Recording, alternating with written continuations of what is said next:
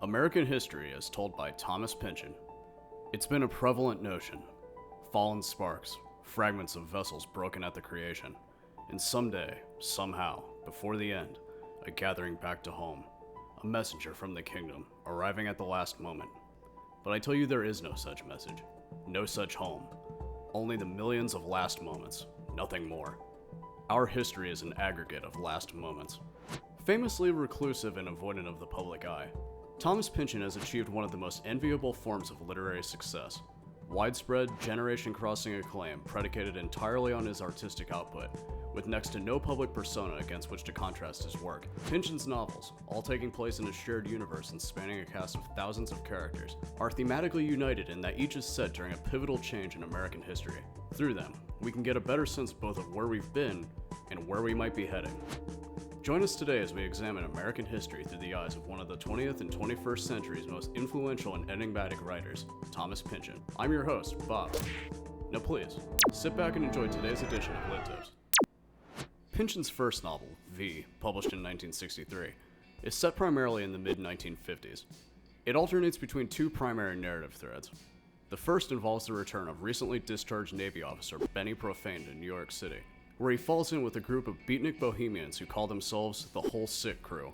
The second describes the journey of a strange Englishman named Herbert Stencil as he fanatically devotes himself to uncovering the identity of V, a woman referred to in the diaries of his long-missing father. The Whole Sick Crew represent the rise of America's counterculture, which is fully formed and explored further in the novel's follow-up. 1966's The Crying of Lot 49 follows its heroine, Oedipa Maas, as she inadvertently uncovers a web of conspiracy involving rival postal service factions in Southern California, with supporting characters including a psychiatrist who insists on testing LSD on his patients, and a band of second-rate Beatles impersonators. The novel captures the moment in which it was published in all its bizarre glory and grotesquerie. Gravity's Rainbow, often considered Pynchon's defining work, was published in 1973. Set in Europe during World War II, it is Pynchon's first examination of an era and culture of which he himself wasn't an active participant. Pynchon took every theme he developed in his first two books and pushed them to their extremes, and then further in his portrayal of the apocalyptic stakes the war represented. Loosely centering the narrative around the exploits into a no-man's land in the European theater by Lieutenant Tyrone Slothrop, Pynchon takes every opportunity to make digressions exploring, among dozens of others, themes varying from the engineering of V-2 rockets, psychological links between violence and sex, astrology, classic cinema, and creative banana recipes. Arousing strong feelings from both fans and critics, the novel was awarded the National Book Award for Fiction in 1974. It would not be until 17 years later, in 1990, that Pynchon would publish his next novel, Vineland. Pynchon's aforementioned avoidance of the press leaves the content of virtually all of his work up to pure speculation. It's a safe bet, however, especially given the recurring themes of power structures, paranoia, conspiracy, and societal control that it was no accident he chose to set Vineland in a very particular year, 1984. Returning to California, things have changed dramatically since the events of the Crying of Lot 49. Former California Governor Ronald Reagan is on the cusp of securing his second presidential term, and the dream envisioned by Oedipa's peers has given way to rampant consumerism and the rise of the yuppies. Vineland can be viewed as Pynchon's eulogy for the counterculture, mourning the missed opportunities of his generation while at the same time not letting huge swathes of it off the hook for the hypocritical embrace of Reagan's vision for the country. Having examined the previous decade in Vineland, Pynchon took an unexpected turn with his next book, Mason and Dixon, released in 1997. Written in an exaggerated vernacular meant to parody 18th century prose, it is to date the closest he has come to writing pure historical fiction.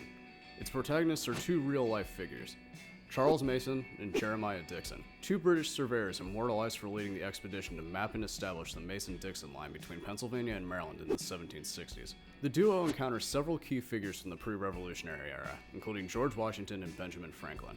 Allusions are made to a secret underground war taking place involving the Jesuits, the Freemasons, of which the titular Mason isn't a member, a group of feng shui experts, and dozens of others. In his examination of the events leading to the founding of the United States, Pynchon again indulges his pet themes of covert societies and mysterious figures who really control the levers of power. The conclusion Pynchon seems to have reached is that these mechanisms have both quietly guided the events of history and have been embedded into the American psyche from the very beginning. All of the secret societies and organizations he has previously created, from the Crying of Lot 49's Waste to Gravity's Rainbow's Octung, have their origins in the cloak and dagger exploits of the Founding Fathers and their associates. In a standout sequence, Dixon visits the site of the Lancaster Massacre in which dozens of unarmed natives were murdered by settlers. As he takes it in, Pynchon muses that something elemental and unexplainable may lurk within the continent itself that drives supposedly civilized men to commit such atrocities. He sees where bellows with rifle butts miss their marks and chip the walls. He sees blood in corners never cleansed. Thankful he is no longer a child, else might he curse and weep, scattering his anger to no effect. Dixon must now be his own stern uncle, and smack himself upon the pate at any sign of unfocusing. What in the holy names are these people about? Not even the Dutchmen at the Cape behaved this way. Is it something in this wilderness, something ancient that waited for them and infected their souls when they came? Against the Day was published in 2006. Incredible even in scope by Pynchon standards. In over 1,000 pages, it spans the events of the 1893 Chicago World's Fair up until the years immediately after the end of the First World War. In this time period, it details the wonders of the future on display at the fair, the infinite possibilities in store thanks to the creations of the likes of Nikola Tesla, and bluntly contrasts them with the existential horrors of the Great War. Differing from Pynchon's earlier works, it doesn't simply capture the essence of one era, but rather depicts the world both before and after a radical, irreversible conflict. It was a relatively short wait for readers before Pynchon published Inherent Vice only 3 years later in 2009.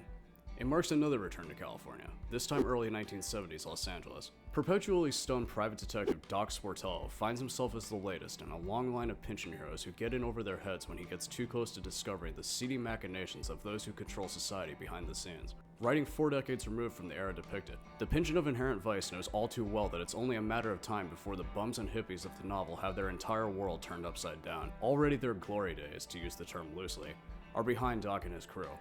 The country has started to move on, with all but the most committed progressives and activists forgetting their ideals, and instead taking the easier route toward pursuing the self-interest that will have fully consumed society by the time Violence narrative begins. Inherent Vice stands as one of Pynchon's most accessible novels, with a complicated but comparatively clear plot, especially when contrasted with Against the Day and Gravity's Rainbow. If any of the other works discussed so far seem intimidating to anyone unfamiliar with Pynchon, this may be the best place to start. Pynchon's most recent novel, Bleeding Edge, came out in 2013.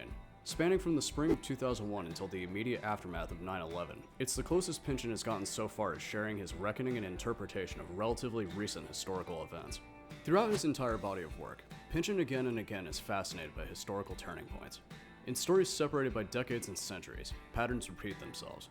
In one way or another, each novel captures the closing of one cultural and historical door just as another opens. None of his protagonists, be they respectable members of the Royal Society like Jeremiah Mason, suburban housewives like Oedipa Maas, or intoxicated gumshoes like Doc Sportello, have any real control over the broad goings-on of the world or their material surroundings.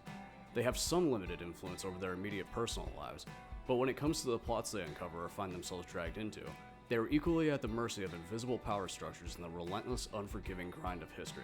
Moments of tremendous change, be they subtle like the protracted commodification of the counterculture, or catastrophic, like world wars and terrorist attacks, may inspire in Pynchon's characters feelings of doom and tempt their thoughts, and those of the reader, to drift towards speculation of the end times. Such thoughts are understandable, but all the same, at the end of each novel, life does go on. The best that Pynchon's characters and we ourselves can hope for is to find some level of contentment however possible, studying and learning from the past in pursuit of a greater understanding of the current moment, however confusing and overwhelming it may be. It went on for a month. Those who had taken it for a cosmic sign cringed beneath the sky each nightfall, imagining ever more extravagant disasters. Others, for whom orange did not seem an appropriately apocalyptic shade, sat outdoors on public benches, reading calmly, growing used to the curious pallor. As nights went on and nothing happened and the phenomenon slowly faded to the accustomed deeper violets again, most had difficulty remembering the earlier rise of the heart, the sense of overture and possibility, and went back once again to seeking only orgasm, hallucination, stupor, sleep, to fetch them through the night and prepare them against the day. We hope that you enjoyed this edition of Lit Tips. As always, hit that like button if you like what we're doing, subscribe for more videos on literature from your favorites to the plain obscure, hit that bell if you want to be notified when videos drop, and leave a comment with your thoughts on this video along with suggestions for any books or authors you would like us to cover in future episodes. Until next time, keep reading.